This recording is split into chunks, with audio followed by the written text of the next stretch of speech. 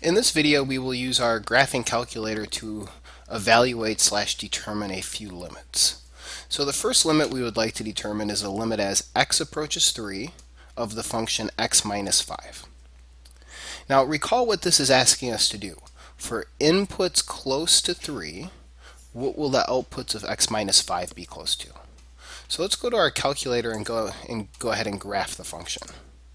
So I'm going to y equals, and I'm going to enter in x minus 5, and I'm going to go to the graph. And what I would like to know is for an input close to 3, what will the outputs be close to? So close to 3, I'm going to zoom in around this. So I'm going to go to my window. I'm going to let the x minimum go from 0. I'm going to let the x maximum be 5. Let the y minimum be minus 5, and the y maximum be 1. And notice this is zooming in around our function. So when our input is close to 3, we see that our outputs are going to be close to the number minus 2. So we're looking for an input close to 3. Where are the outputs, the y values of this graph close to? So close to minus 2.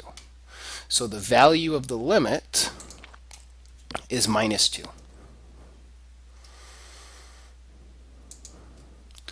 So let's use our calculator to evaluate the limit as x approaches 0 of the function sine 2x over 2x. So I'm going to go ahead and go back to my y equals, and I'm going to input the function sine 2x divided by 2x. So since it's a quotient, I'm going to start with a left parenthesis, then I'm going to enter sine of 2x, and so I have everything in parentheses, divide it by, and I'm going to put that denominator in parentheses as well, 2x. That'll make sure everything's grouped appropriately.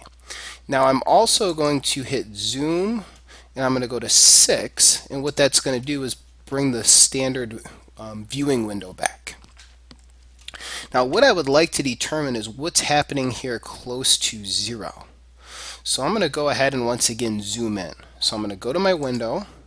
I'm going to let the x minimum be minus 2, the x maximum be 2.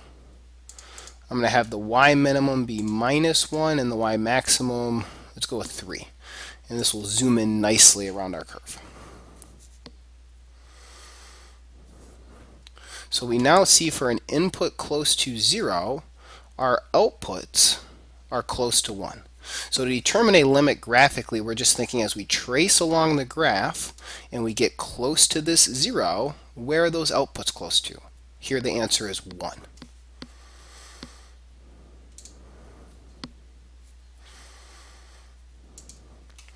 So let's play the same game again. Let's use the calculator to determine the limit as x approaches minus 1 of x squared minus 1. So I'm going back to my y equals, I'm clearing it out, and I'm going to enter in the function x squared minus 1. And I'm once again going to go to zoom and hit 6 to set up the standard viewing window.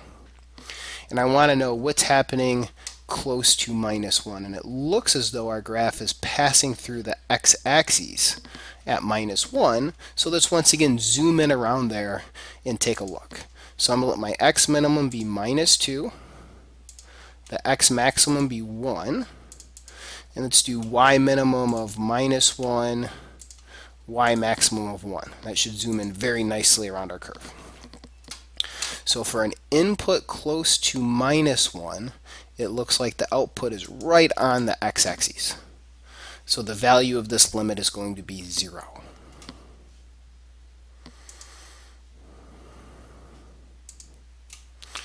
So lastly, let's evaluate the limit as t approaches 0 of 1 minus cosine t over t. And an observation that's worth making is you look at the function 1 minus cosine t over t, and it is most certainly undefined at 0 because we cannot divide by 0.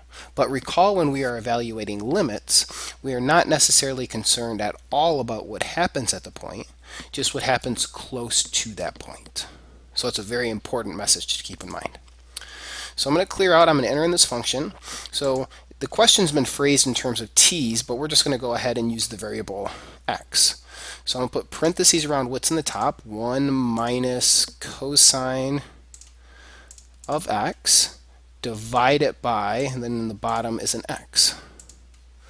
And I'm going to go to zoom 6 to get that standard viewing window. So even though the function is undefined at 0, it looks as though the graph might be approaching 0 there. But let's zoom in to get a better look. So let's go the y minimum from -1, the x maximum 1. And we'll do the same thing with, let's do -2 to 2 for the y.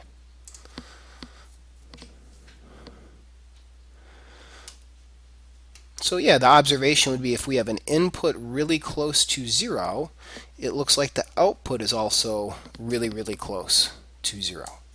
So in this case, we would say the value of the limit, that should be the value of the limit is 0, not undefined.